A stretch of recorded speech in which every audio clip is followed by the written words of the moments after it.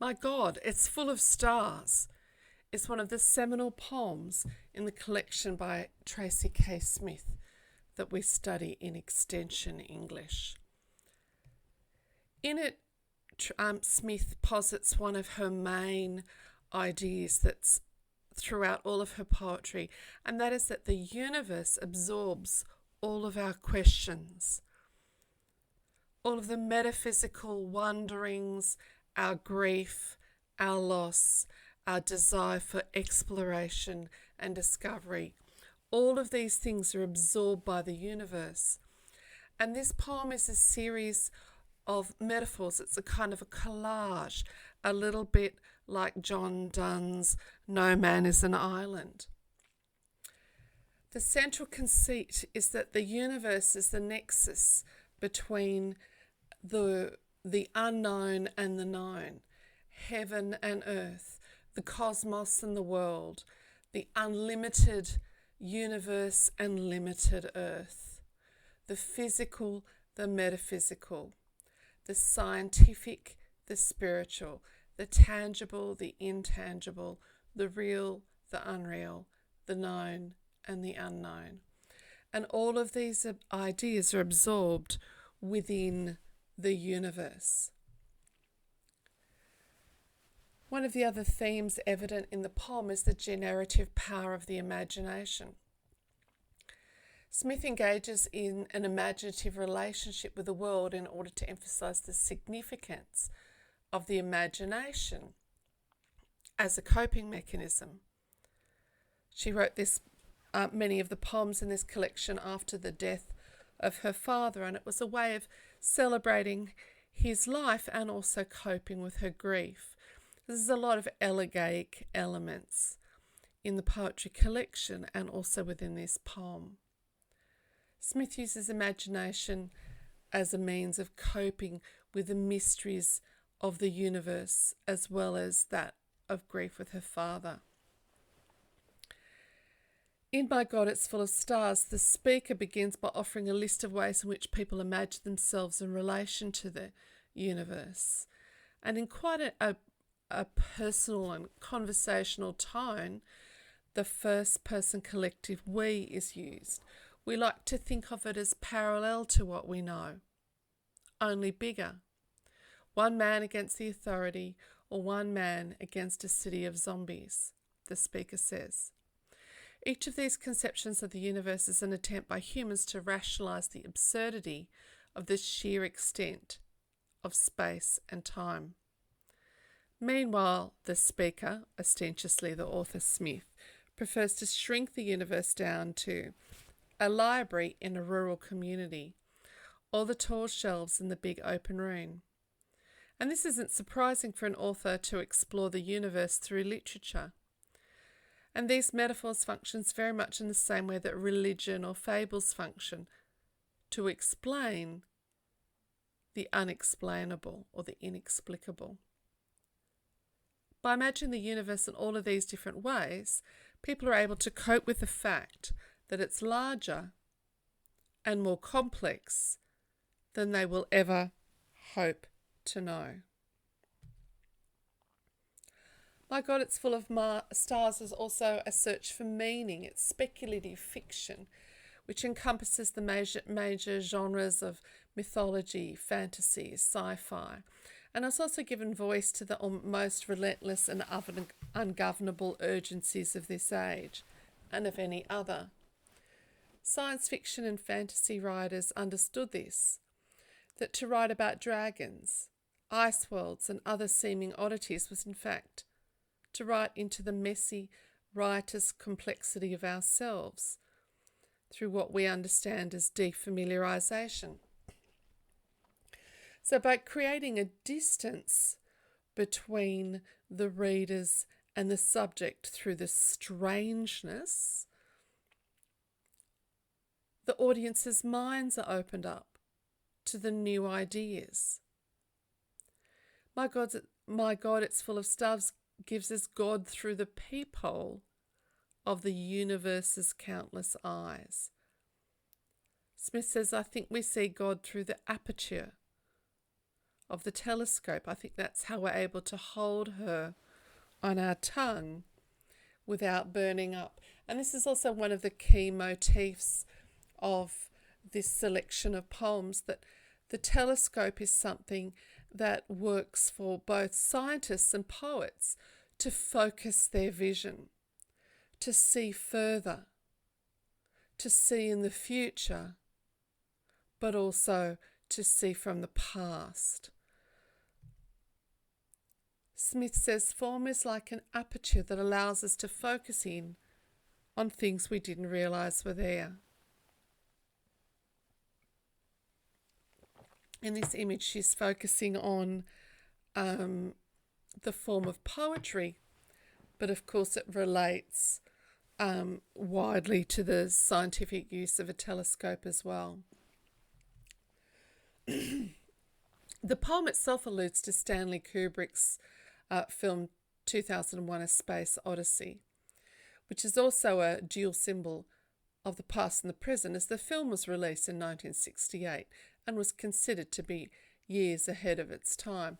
I mean, it was actually based on a science fiction by Clarke, who's one of the kind of seminal science fiction writers that really imagine the use of science to further the lives of humanity, but mostly to explore space. The Hubble Telescope, described in the final section of this poem, also serves a similar purpose. It was made and commissioned in the past. It looks at stars, and the light tracks of stars that we follow are actually historical because of the speed of light. And so, when we look at stars in the sky, we're looking at the memory of stars, the record of what was there, not at the present. When we take a step back from each of the different parts or the constituent parts of the poem in order to examine the entire piece of the universe in and of itself, so this is the poem itself as a universe, the resulting effect is an amalgamation of the past, the present, and the future that finds humanity at its core and as an experiential point of reference. And this is also one of the key ideas of Tracy K. Smith's poetry, is that even though she explores these huge existential questions and she's staring off into the universe in this collection of poetry and in this poem, she also focuses on the little moments of time, the things that make us fundamentally human. And it's this idea of the universal and the wide open ideas of space and the infinitesimal and the small moments of our daily lives that brings us the nexus of this poetry, the conceit of this particular poem as well. And it's kind of a metaphysical concept that you use the ordinary aspects of life to explore the extraordinary. So this poem is metaphysical, and it's a lyric poem as well, because it's, apart from the ordinary and the metaphysical that it explores, there's also quite personal elements. Some of the things to look out for in the poem are the different metaphors for space, and that's in the first section. We're also looking at that retrospective view of the future. The idea of, is there life out there, the extraterrestrial life? And Smith also posits that the dead knows what's out there, that they can see beyond. Scientific exploration and hypothesis is one of the other ideas in this poem, and of course that relates predominantly to the Hubble and also the science fiction, so that's the 2001: Space Odyssey, and also the shifting use of language over time. The poem's divided up into 5 sections. In part 1, the speaker explores a variety of metaphors to describe human perception of the universe. First, comparing it to the commonly held perspective of the individual standing against the vast unknown, and that's the image at the bottom of the screen. You know, you're looking up into space, but your feet are on Earth. And in the top left-hand side of the screen is an image of the Hubble.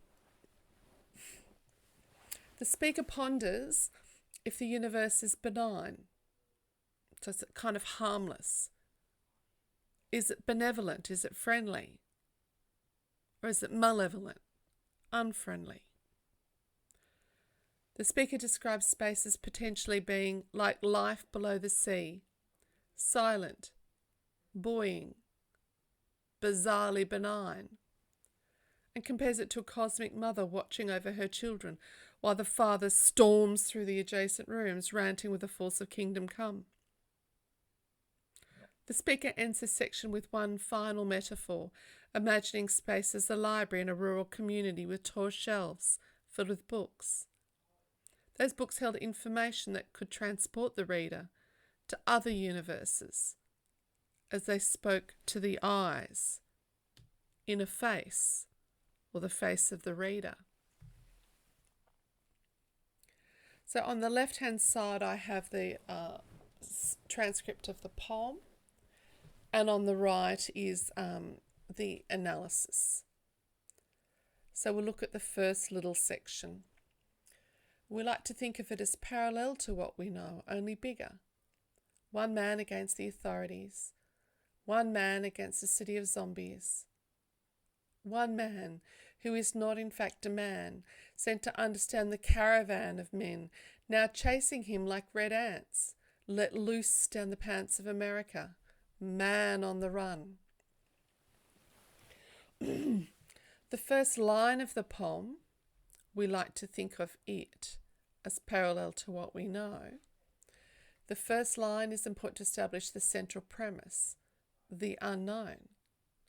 So it's parallel to what we know. The indefinite pronoun it alludes to the unknowingness of space. Now, this idea of the indefinable nature of space is used a fair bit in Smith's poetry in this collection, so look out for the it.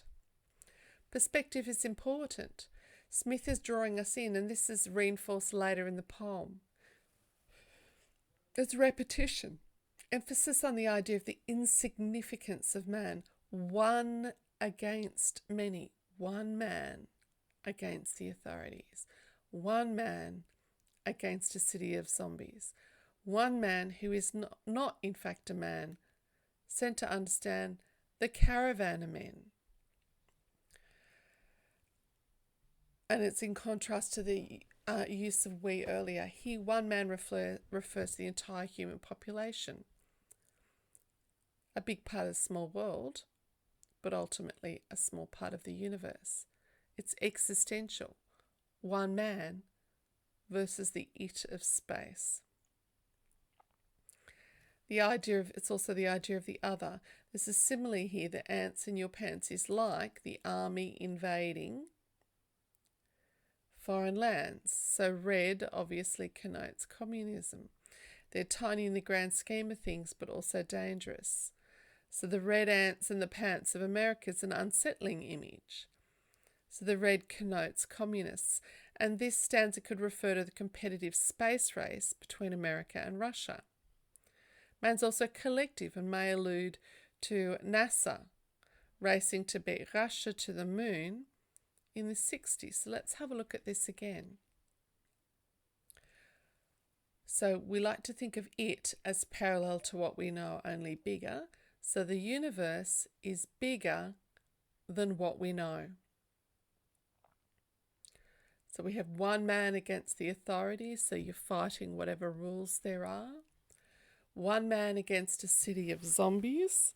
It's a bit of a science fiction image there. One man who is not in fact a man, sent to understand the caravan or the line of men now chasing him like red ants. So that's very clearly, I think, an allusion to the space race between Russia and America. And it's making the Americans uncomfortable to think that the Russians could beat them to the moon or other exploration.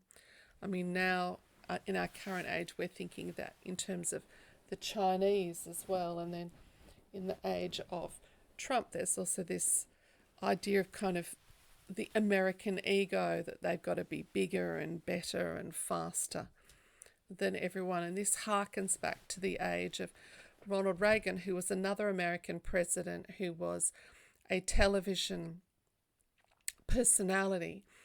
And he also was, into the big ego. And so America at this stage was spending a lot of money and a lot of energy and a lot of cultural focus on this space race.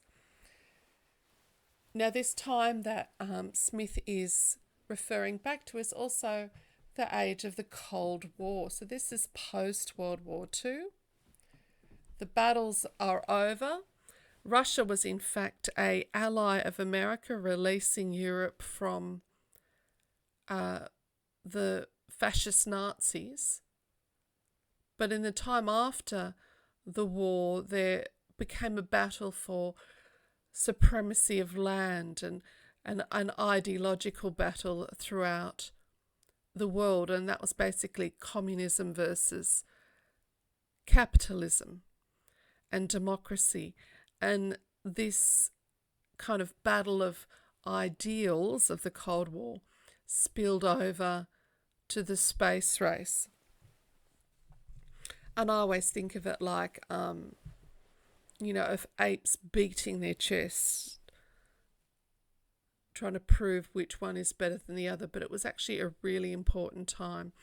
And a lot of this space race spilled over into popular culture. When I was younger, we used to have, it was like a Mars bar lolly. It was called you've got Mars bars, but we also had all this space food. You could have, and it was wrapped up in layers of silver, as if, this is something you could have if you ended up in the going to the moon. So this idea in the 60s and the 70s and the 80s even of the plausibility of going to space, this was something that people talked about a lot.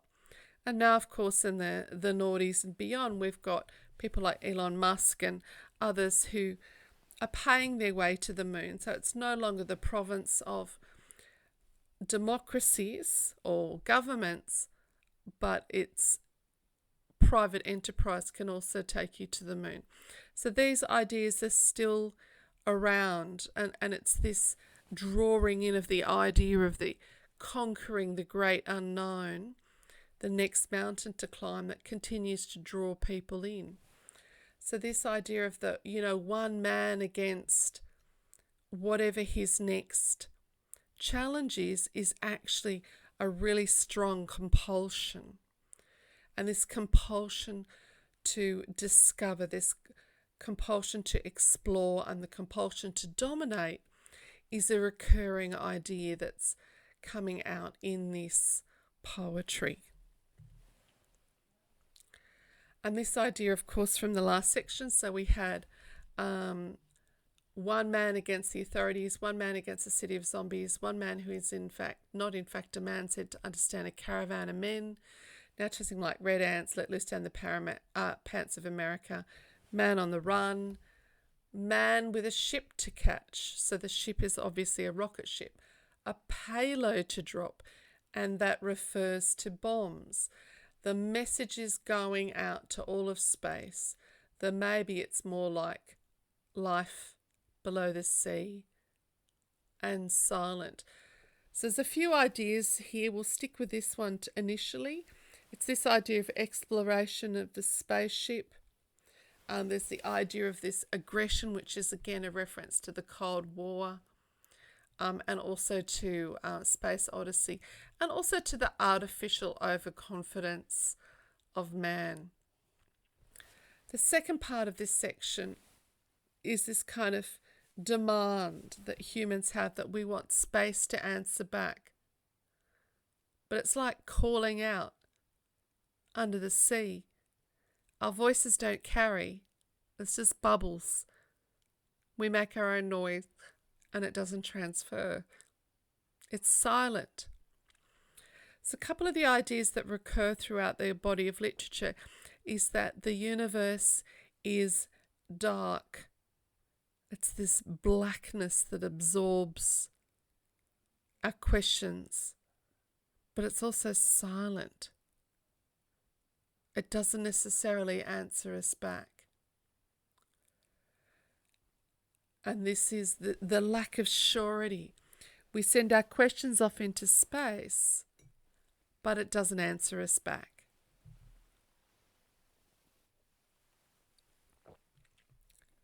And then we have here a just a cute little section actually of the alliteration of B. So we've got, I'll go back again. Though maybe it's more like life below the sea. Silent. So remember, we've got an ocean. So it's buoyant, which means it's floating. Buoyant, bizarrely benign. Relics of an outmoded design. Some like to imagine a cosmic mother watching through a spray of stars, mouthing yes as we toddle towards the light, biting her lip as we teeter at summit ledge, longing to sweep us to her breast. She hopes for the best. While the father storms through adjacent rooms, ranting with the force of kingdom come, not caring anymore what might snap us in its jaw. So we're just going to, I've gone back again, we'll look at these images here. So is space benign? Is it harmless?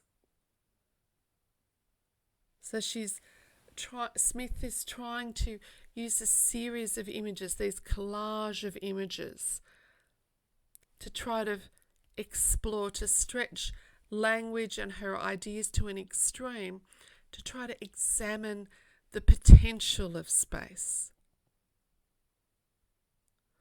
And you have this lovely, gentle, low modality here. Some like to imagine. So before the images have been fairly certain, now we have this lower modality. And it segues into the section, is the universe a cosmic mother? And this kind of aligns with a lot of faith structures that the universe holds somehow God or some kind of cosmic being that's looking after us. And throughout literature and time, we posit that fate can be at our side. So is fate really this cosmic mother who's watching us through a spray of stars? There's a spray of stars there. So does this cosmic mother mouth yes? So we can't hear her, but she's doing it as we toddle towards the light. So this idea is that human beings are this kind of uncertain, these toddlers, that we're not quite sure of what we're doing. We're a little bit at risk, but we're heading towards the light. Is the light knowledge? Is the light hope? Is the light self-understanding? It's unclear. But this is a benevolent view of the universe that is biting her lip as we teeter on some ledge, longing to sweep us to her breast. She hopes for the best.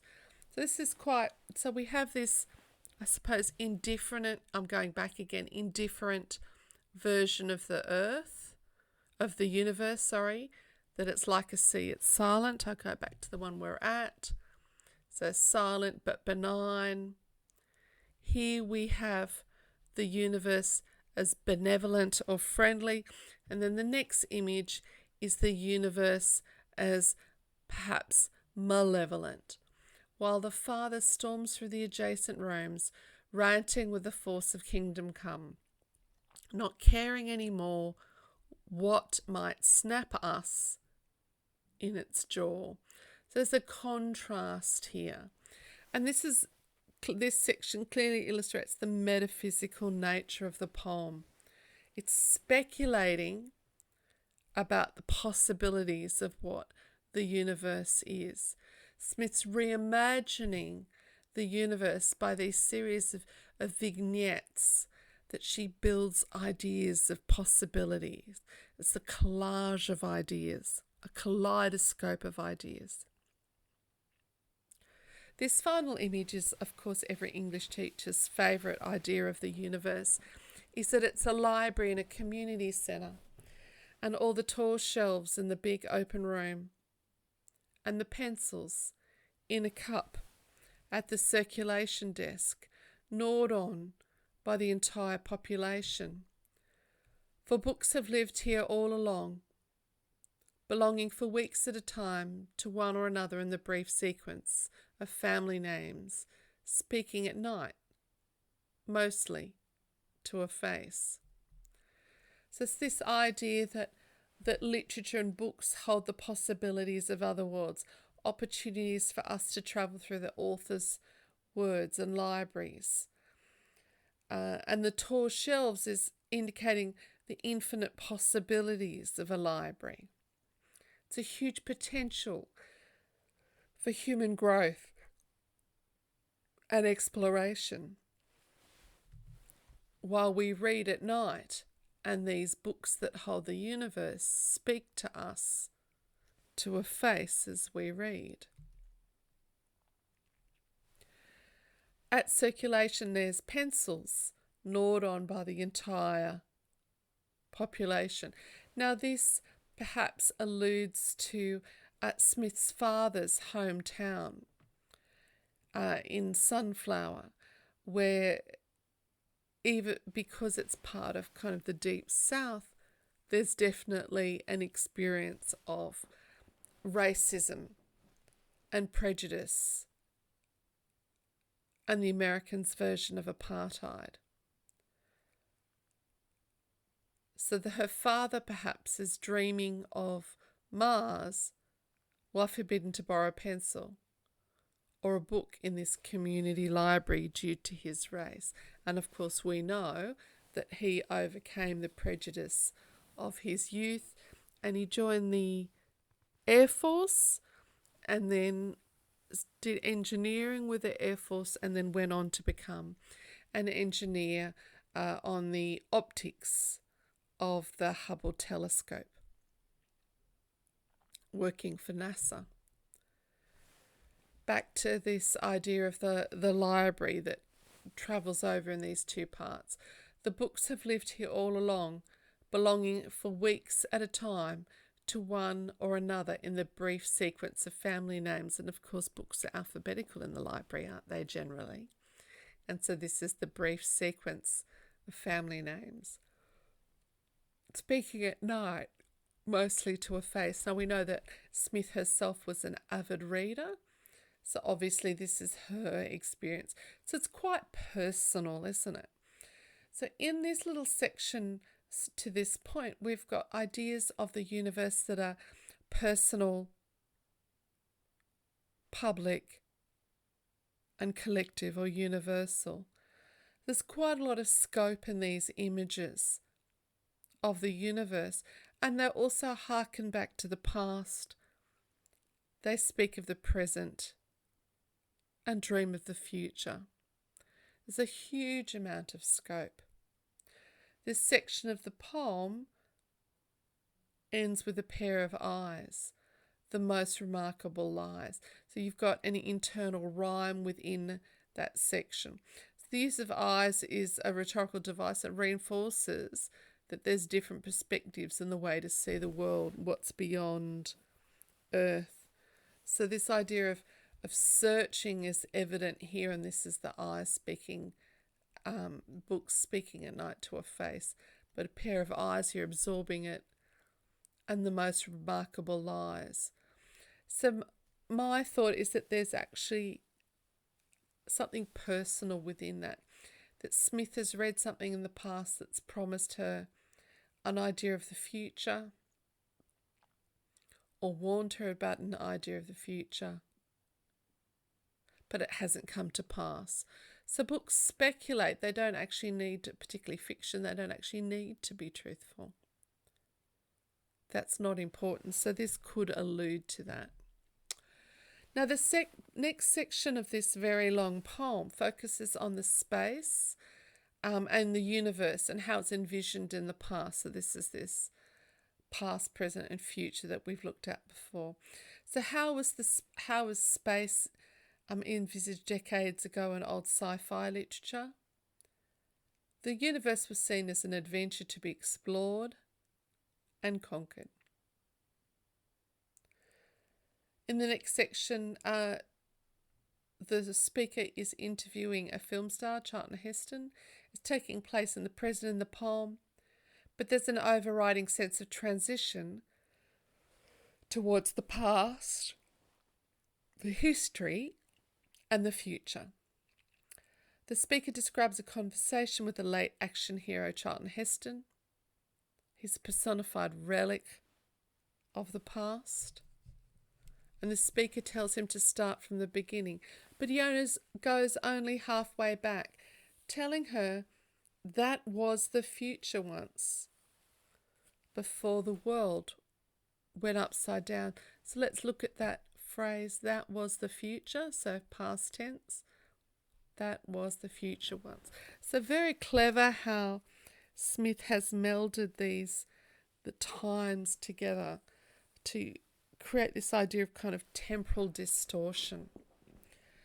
Heston grows quiet and the speaker becomes aware of the sounds of the neighbourhood in the present.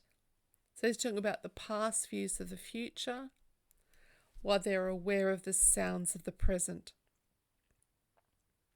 Until the actor speaks again, saying, "It was another time. We were pioneers. Will you fight to stay alive here, riding the earth towards God's knows where?" It's this idea of the evolution and that our time on earth has a limit. And that's this section here. So let's have a look at it. The second section shifts dramatically as the speaker finds himself interviewing Charlton Heston, here a personified relic of the past about his life. And there's a sense of that transition between history and the future. So we've already read that. Charlton Heston is waiting to be let in. He asks once politely, a second time with force from the diaphragm, the third time he did it like Moses, arms raised high, face an apocryphal white, shirt crisp, suit trim. He stoops a little coming in, then grows tall. He scans the room, he stands until I gesture, then he sits. Birds commence their evening chatter. Someone fires charcoals out below. He'll take a whiskey if I have it, water if I don't. I ask him to start from the beginning, but he goes only halfway back. That was the future once, he says, before the world went upside down. Hero, survivor, God's right man. I know he sees the black surface of the moon where I see language built from brick and bone. He sits straight in his seat, takes a long, slow, high thespian breath, then lets it go. For all I know, I was the last true man on this earth. And may I smoke? The voices outside soften. Planes jet past, heading off or back. Someone cries that she does not want to go to bed. Footsteps overhead. So we've got this contrast between the conversation inside and the content of this conversation and the present, the very much intrusive sounds, and then later we'll have smells from the neighbourhood. So in this section, it's referring to Charlton Heston's role when he plays Moses. And here's a picture on the right. when he played Moses. And he wore white, but his face is, white. And so you've got him as the actor in apocryphal white, and here you've got him in a trim suit. Okay, so he's really personifying this idea of thespian or actor's masculine greatness. And it's implying that he's actually getting a little bit confused between his role and the reality. So we've got this outside intruding. Charcoal's out below, so someone's barbecuing on charcoals. But inside, he'll have whiskey if she has it, water if she doesn't. And then you've got this reference to the conversation. And then you've got down this bit that travels between the two, but he only goes halfway back. That was the future once, he says, before the world went upside down. And then he's a describer of Heston. He's a hero, a survivor, God's right-hand man. Now, I see that as quite ironic because he is just an actor. It doesn't matter what characters he portrayed. He's still an actor. Maybe it's his self-perception. He sees himself as God's right-hand man. I know he sees the blank surface of the moon, where I see a language built from brick and bone. So again, we have these different views brought together. So she's saying that Heston and perhaps his cronies just see space as empty.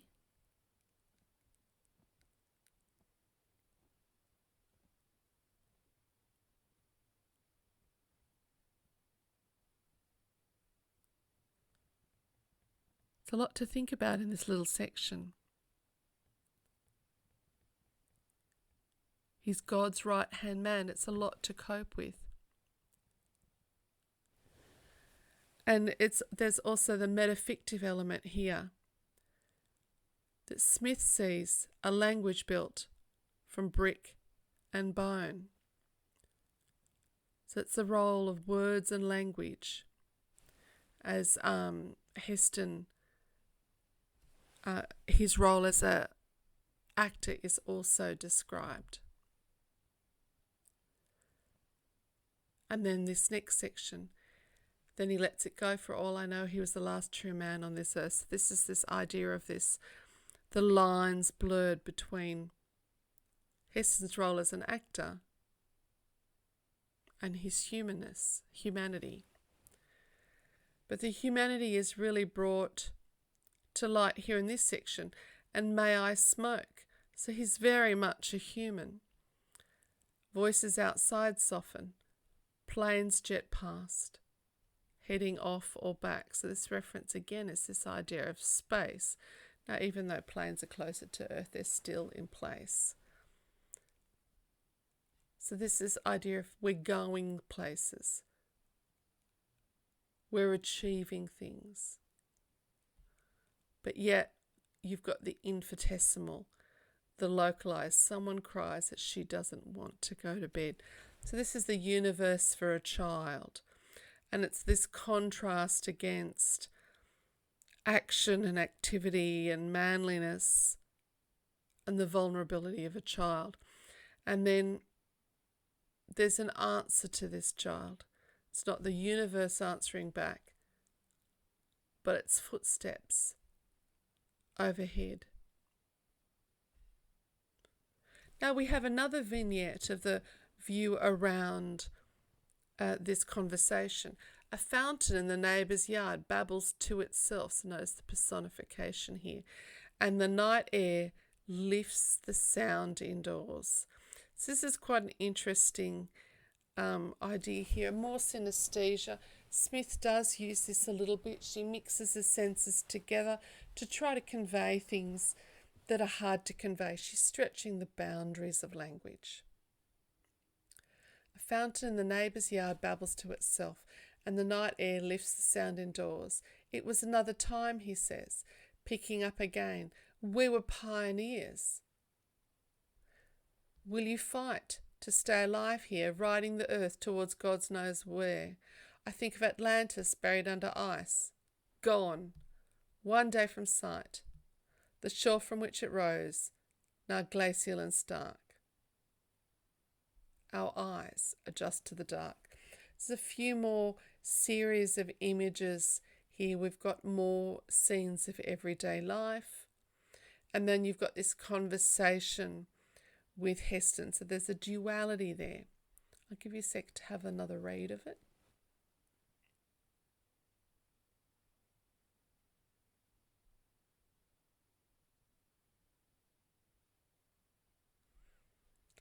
This section here is quite interesting because it's alluding towards the mythical Atlantis, which is also a similar compulsion that to discover Atlantis is the compulsion to explore space. And you've got this interesting rhetorical question towards God knows where. Well, God knows where also alludes to this idea of the unknown, the undefinable, somewhere beyond the boundaries of our knowledge. But it's in the form of an idiom, which keeps this kind of groundedness of the poem. It's still conversational. Now, the dark, like I've said before, is quite an interesting motif that's recurring throughout Smith's poetry. So the dark is the great unknown. So earlier in the poem, Smith was implying that humanity was toddling towards the light, so that's understanding. But here, our eye adjusting to the dark. What does that mean? Does it mean that we just can't see? Or does it mean more than that, that we've accepted our lack of knowledge and understanding of the universe and we've kind of made peace of it? We're okay because our eyes have adjusted to the dark. The third section of this poem also melds the past and the future as the speaker ponders about the probability of extraterrestrial life, while also positing that such knowledge is already possessed by the dead. Smith pushes the boundaries of her imagination to envisage a congested urban space, chock full of traffic, bursting with seams of the energy we neither feel nor see flush against us. But this urban space she describes is in space. These other life forms, she thinks, must too live wondering if they're the only ones, knowing only the wish to know, which is what humanity has. It's the desire to know. The second part of this poem shifts towards the dead as the speaker considers maybe the dead know. Their eyes widening at last, seeing the high beams of a million galaxies. The speaker says they want this perception of the dead to be like a radio without a dial. Wide open so everything floods in at once, and sealed tight so nothing escapes. In such a space, the speaker imagines being able to sit beside her father once again. So this merging between the past, present and future means that Smith can go back in time and visit her father. Unlike the rest of the poem, section 3 is formatted through double spacing, so it does actually look a bit weird. Smith shows the fluidity of the imagination, such that readers can travel through space.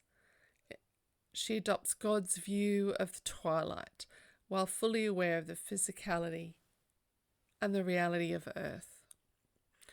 Like her father's telescope, Smith's able to zoom and focus in on concrete objects before zooming out to the stars of space one more.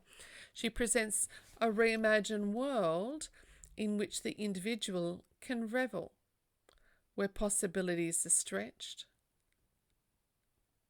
And details can appear far away or extremely close, as our emotions require.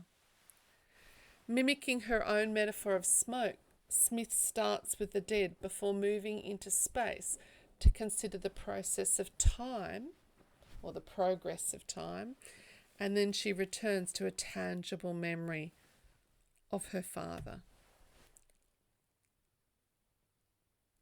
Perhaps the great error is believing we're alone, that the others have come and gone. A momentary blip, when all along space might be chock full of traffic, bursting at the seams with energy we'd neither feel nor see, flush against us, living, dying, deciding, setting solid feet down on planets everywhere, bowing to the great stars that command, pitching stones at whatever are their moons. They live wondering if they are the ones, knowing only the wish to know. And the great black distance, we flicker in. So again, a few ideas here, but the human folly and the limitations of our imagination, our understanding are again emphasized. Perhaps the greatest error is believing we're alone.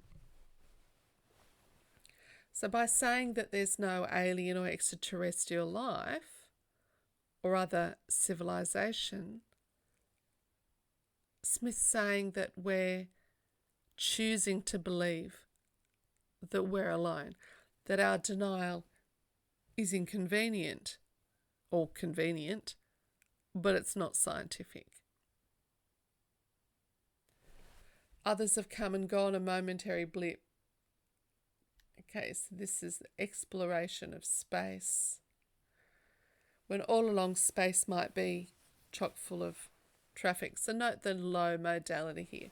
It might be. So it's the possibilities that's being explored. And again, we've got more idioms, and we're bursting at the seams. Smith's encouraging us to consider what this space might be like. And she hasn't defined it exactly, but she's hinted at different ways of viewing this other world, this universe.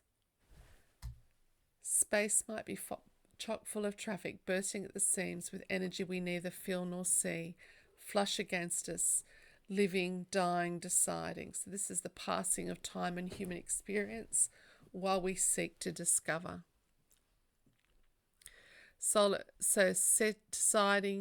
Setting solid feet down on pavements everywhere, bowing to the great stars that command, pitching stones at whatever are their moons.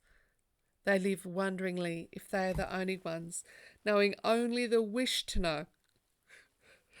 And the great black distance, we flicker in. So there's more existential questioning in that section of the poem. So have a look at this next section.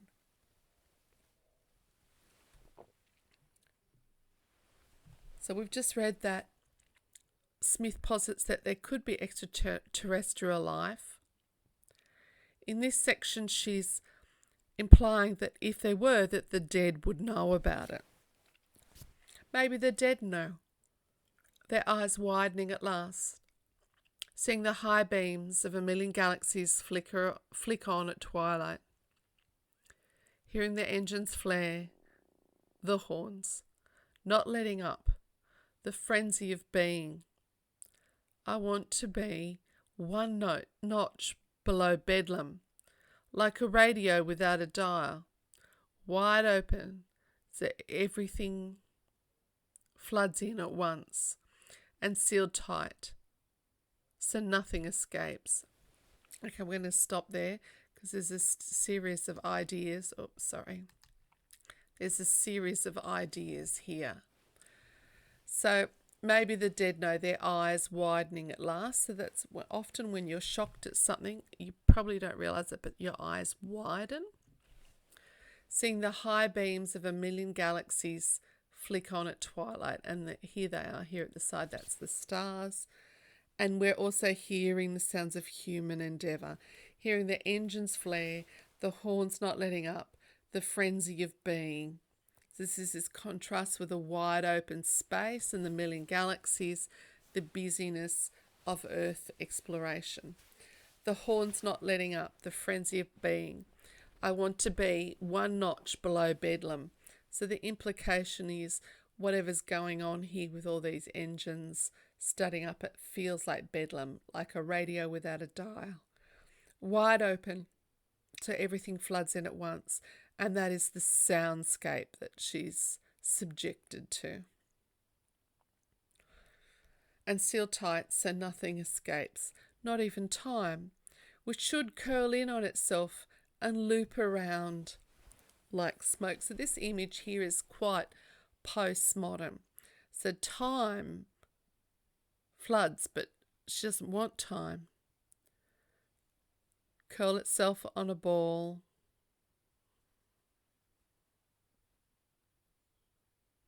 There's a lot of possibilities happening in this section of the poem. It's quite a lovely image that time should curl in on itself, loop around like smoke, so that I might be sitting now beside my father as he raises a lit match to the bowl of his pipe for the first time in the winter of 1959. So again, we're thrown back into the past. It's a historical reference, not of a machine or a film, but of a person. And this is what she wants. She wants time to curl in on itself and loop around, taking her back to the time when her father was alive. And this is what she remembers of him, sitting beside him. He's lighting his pipe. And the winter of 1959 was a particularly cold winter, so this idea of snuggling in together is actually quite inviting. Now, in the fourth section of the poem, the speaker describes the universe as a set of a science fiction film and how language shifts with the times. It alludes to the final scenes of Stanley Kubrick's 2001: A Space Odyssey, in which the main character is whisked into the centre of space, which unfolds in an aura of orgasmic light. As the character floats above Jupiter's canyons and seas, he doesn't blink, the speaker notes. They wonder what he must have been thinking about us. Is it still his life he moves through? Or does that end at the end of what he can name? In the final stanza of this section, the speaker reminds the reader that it is shot after shot until Kubrick is happy. This is what happens when you direct a film. You keep shooting scenes until you're happy with them. And then after that, the costumes are put away and the set returns. That's that reference. In part 4, the speaker also reflects we learn new words for things. Decades changed, suggesting that the rapidly shifting innovations in this era necessitated language to also evolve, so that people may be able to describe and process the changes in the experience they experienced. So that's not my greatest expression there. In part 4 of My God, we find the speaker wondering if Dave, the central character of the film 2001: A Space Odyssey, is still moving through his own life as he floats above the canyons of Jupiter. Or does that end at the beginning of what he can name? So this is, again, the idea of the unnamed possibilities. Once more, language is tied inextricably to existence as a necessary means of processing experience. So Smith advocates for poetry as a way of understanding ourselves, of understanding experience. And this comes out through her poetry. In the last scenes of Kubrick's 2001, when Dave is whisked into the centre of space, which unfurls in an aura of orgasmic light, before opening wide like a jungle orchid for a love bee, then goes liquid, paint and water, then gaze wafting out and off, but before finally the night tide, luminescent and vague, swirls in and on and on. So have a minute to think about that. There's a couple of different images. You've got the Space Odyssey.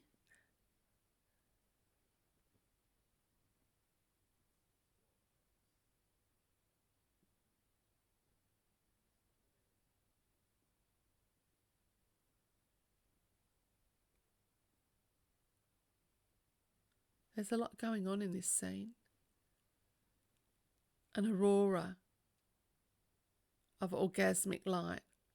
So the aurora is a light display that happens in the up in Scandinavia. So it's kind of a light show in space. There's beautiful images here. So you've got this image of space and then a jungle orchid that opens for a love-struck bee. Then goes liquid painted water. Then gauze wafting out and off before finally the night tide, luminescent and vague, swirls in and on and on. There's really evocative imagery here. So you have the wide, the great, the open of space, and then the finite. But all of these images are quite beautiful.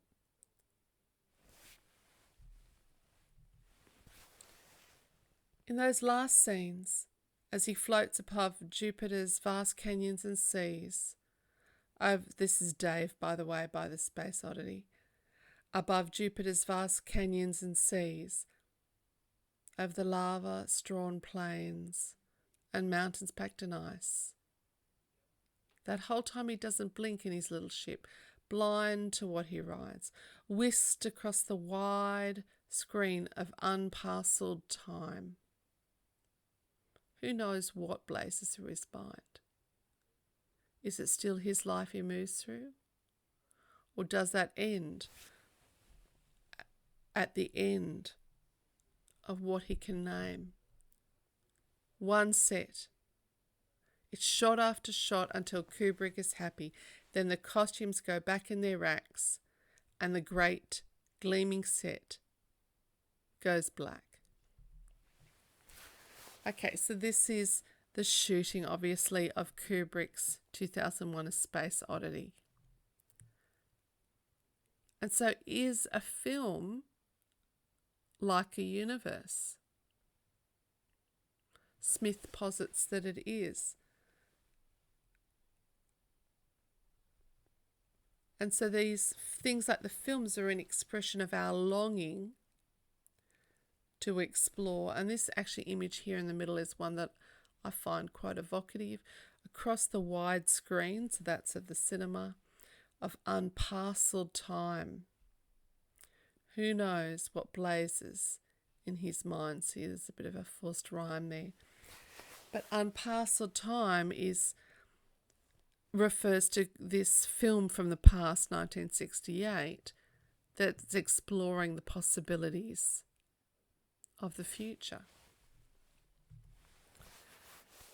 Oh, sorry. And then it's the end of the end of what he can name. And it's again this idea of the edge of knowledge, of understanding, the blackness, the silence of space. It's the edge of what he can name, the edge or the limit of human understanding and human endeavour. And it's towards the liminal space, the space where we can ask all the questions. On set, it's shot after shot till Kubrick is happy and the costumes go back to their racks. This is the end of, so that, you know, shooting this film is this metaphor. It's the end of this human exploration. And the great gleaming set goes black. So we have this idea of the gleaming set. It's all lights and ablaze. So that's knowledge and understanding. And you're comfortable there. Lights go out. It's black. And again, we're back to this idea of the unknown.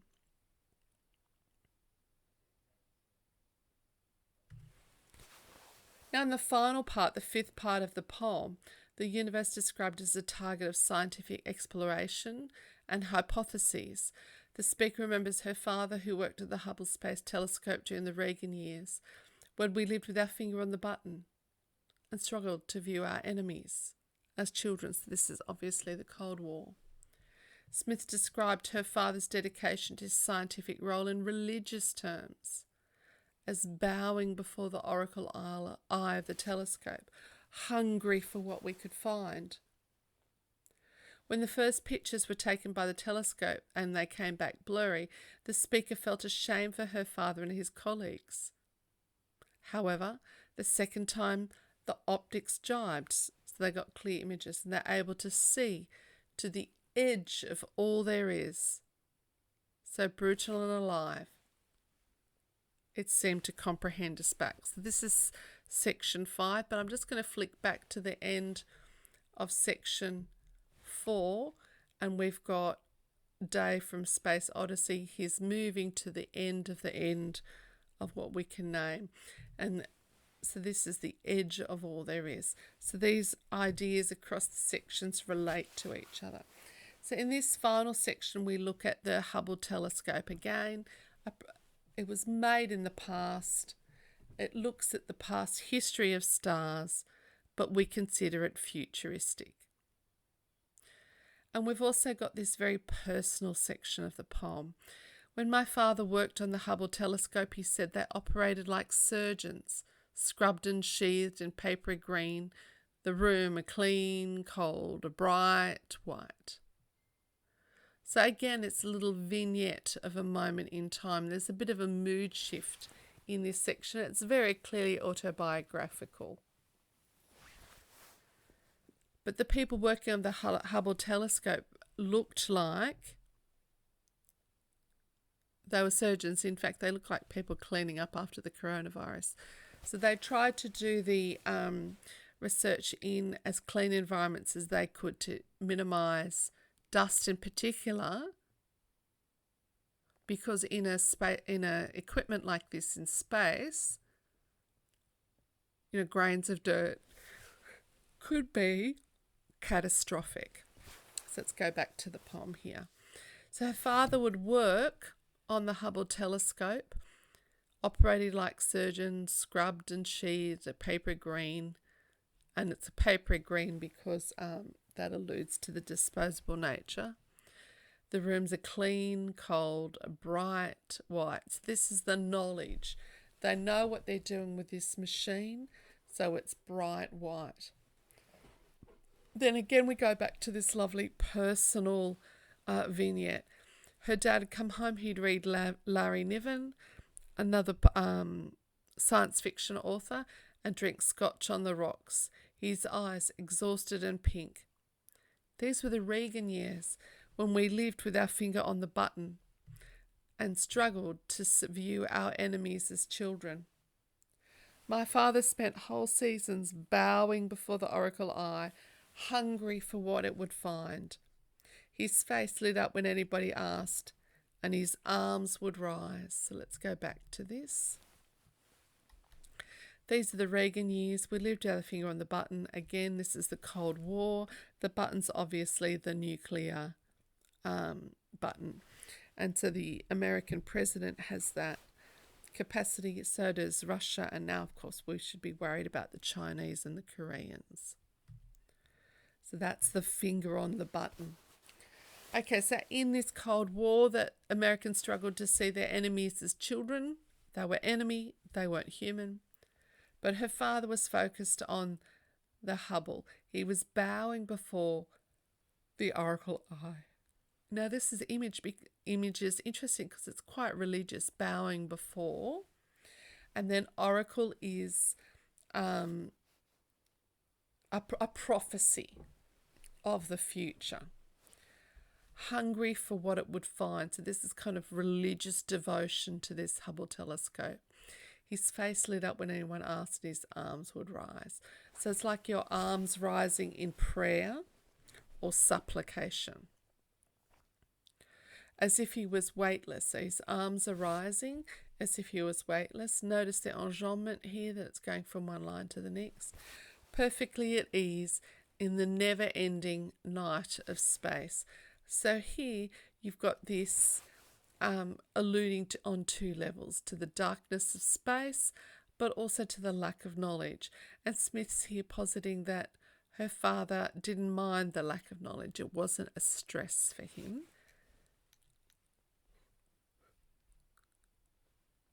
On the ground we tied postcards to balloons for peace.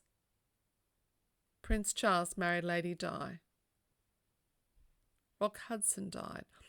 Now these references to pop culture and experience are quite cute, but again it's this idea of grounding the search of the universe.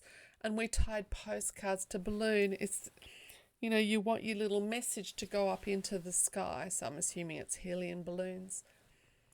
But there's a futility and a childish innocence in that. And because of where it is in the poem, we're meant to connect it to the Hubble Telescope and the endeavours by NASA.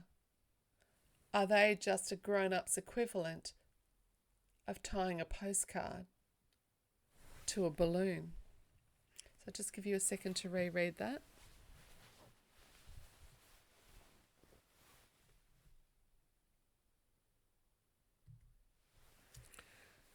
And this also is very much a part of this era. So this era that they've had, these Prince Charles married Lady Di, Rock Hudson died. You know, we wrote postcards. We advocated for peace. And I always think of that song, Give Peace a Chance. And we learnt new words for things. The decades changed. This is obviously contextual references. And then you've got this historical moment. So the first pictures from the Hubble came back blurred. The first pictures came back blurred, and I felt ashamed for all the cheerful engineers, my father and his tribe. The second time the optics jibed, we saw to the edge of all there is. So here we come back to this idea that the universe has an edge to it. And that's what they're seeking. There's a limit to that exploration. But they're not worried about it. They're cheerful engineers. But they're still succeeding. The optics jibed. We saw to the edge of all there is. So brutal and alive it seemed to comprehend us back. So is the universe looking back? Now this is an image actually from the Hubble. Looking into a star cluster or something like that. It actually looks like an eye. It's a bit freaky.